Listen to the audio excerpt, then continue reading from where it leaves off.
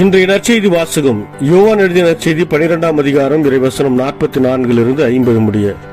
இயேசு உரத்த குரலில் கூறியது, என்னிடம் நம்பிக்கை கொள்பவர் என்னிடம் மட்டுமல்ல, என்னை அனுப்பியவரிடமே நம்பிக்கை கொள்கிறார். என்னை காண்பவரும் என்னை அனுப்பியவரையே காண்கிறார். என்னிடம் நம்பிக்கை கொள்பவர் இருளில் இராதபடி நான் ஒளியாக உலகிற்கு வந்தேன். நான் கூறும் வார்த்தைகளை கேட்டு அவற்றை கடைபிடியாதவருக்கு தண்டனை தீர்ப்பு வழங்குபவன் நான் அல்ல. ஏனெனில் நான் உலகிற்கு தீர்ப்பு வழங்க வரவில்லை, மாறாக அதை மீட்கவே வந்தேன். என்னை புறக்கணித்து நான் சொல்வதை ஏற்றுக்கொள்ளாதவருக்கு தீர்ப்பளிக்கும் ஒன்று உண்டு. என் வார்த்தையே அது. இறுதி நாளில் அவர்களுக்கு அது தண்டனை தீர்ப்பு அளிக்கும். ஏனெனில் நானாக எதையும் பேசவில்லை, என்னை அனுப்பிய தந்தையே நான் என்ன சொல்ல வேண்டும், என்ன பேச வேண்டும் என்பது பற்றி எனக்கு கட்டளை கொடுத்துள்ளார்.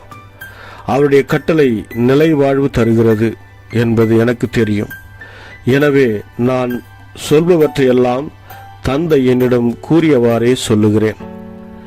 இது கிறிஸ்து வழங்கும் நற்செய்தி. கிறிஸ்துவே உமக்கு புகழ். ಯೋಹಾನ ಅಧ್ಯಾಯ 12 ವಚನ 44ರಿಂದ 50ರವರೆಗೆ. ಬಳಿಕ ಯೇಸು ಗಟ್ಟಿಯಾಗಿ ಹೀಗೆಂದನು, ನನ್ನಲ್ಲಿ ನಂಬಿಕೆ ಇಡುವವನು ನನ್ನನ್ನು ಕಳುಹಿಸಿದಾತನಲ್ಲಿ ನಿಜವಾಗಿಯೂ ನಂಬಿಕೆ ಇಡುವವನಾಗಿದ್ದಾನೆ.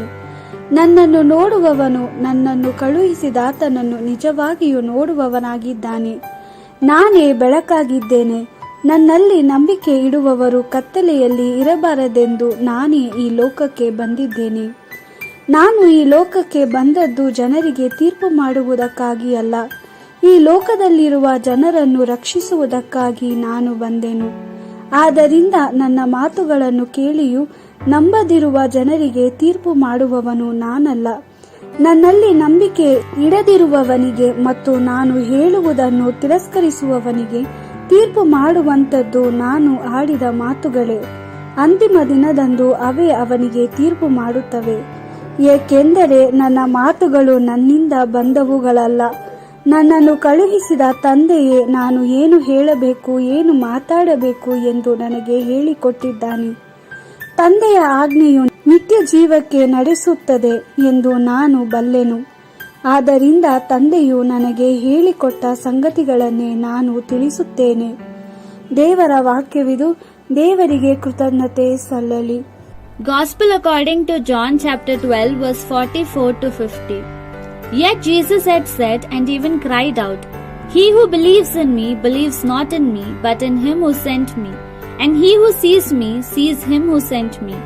I have come into the world as light, so that no one who believes in me may remain in darkness.